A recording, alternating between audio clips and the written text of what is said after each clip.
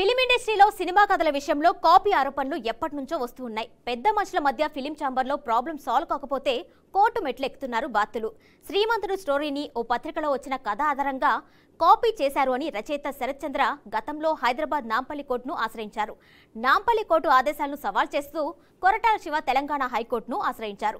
Recent గా సుప్రీంకోర్టులోనూ దర్శకుడు కొరటాల శివకు చుక్కెదురైంది. శివ క్రిమినల్ కేసు ఎదుర్కోవాల్సిందే అని సుప్రీంకోర్టు స్పష్టం చేసింది. ఈ కథలో మలుపులేంటో ఓసారి చూద్దాం. సూపర్ స్టార్ మహేష్ బాబు కొరటాల శివ కాంబోలో వచ్చిన family and emotional action entertainer Srimanthudu 2015లో వచ్చిన ఈ మూవీ బ్లాక్ బస్టర్ అయిన సంగతి తెలిసిందే. అయితే ఈ శ్రీమంతుడు స్టోరీని ఓ పత్రికలో ప్రచురించిన కథ ఆధారంగా కాపీ చేశారని రచయిత శరత్ చంద్ర గతంలో హైదరాబాద్ నాంపల్లి కోర్టును ఆశ్రయించారు. ఆయన పిటిషన్పై విచారణ జరిపిన కోర్టు దర్శకుడు కొరటాల శివపై క్రిమినల్ చర్యలు తీసుకోవాలని ఆదేశించింది. నాంపల్లి కోర్టు ఆదేశాలను సవాల్ చేస్తూ కొరటాల శివ తెలంగాణ హైకోర్టును ఆశ్రయించారు. తాజాగా సుప్రీంకోర్టులోనూ దర్శకుడు కొరటాల శివకు చొక్కెదురైంది. స్థానిక కోర్టు ఇచ్చిన ఉత్తర్వుల ప్రకారం క్రిమినల్ కేసు ఎదుర్కోవాల్సిందేనని సుప్రీంకోర్టు స్పష్టం చేసింది.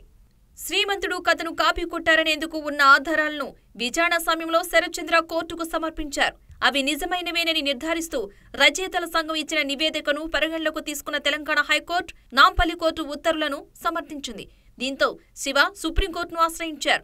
ఆయన దాఖలు చేసిన పిటిషన్పై జస్టిస్ హృషికేశ్ రాయ్, జస్టిస్ ప్రశాంత్ కుమార్ మిశ్రాల ధర్మాసనం విచారణ జరిపింది. సినిమా విడుదలైన 8 నెలల తర్వాత రచయిత శరత్ చంద్ర కోర్టును ఆశ్రయించారని, హైకోర్టు, స్థానిక కోర్టు తమ వాదనలను ఎక్కడా పరిగణలోకి తీసుకోలేదని కొరటాల తరపు న్యాయవాది నిరంజన్ రెడ్డి వాదనలు వినిపించారు. అయితే రచయితల సంఘం నివేదిక ఆధారంగా స్థానిక కోర్టు నిర్ణయం తీసుకుందని, తీర్పులో స్పష్టమైన అంశాలు పొందుపరిచిందని సుప్రీంకోర్టు పేర్కొంది.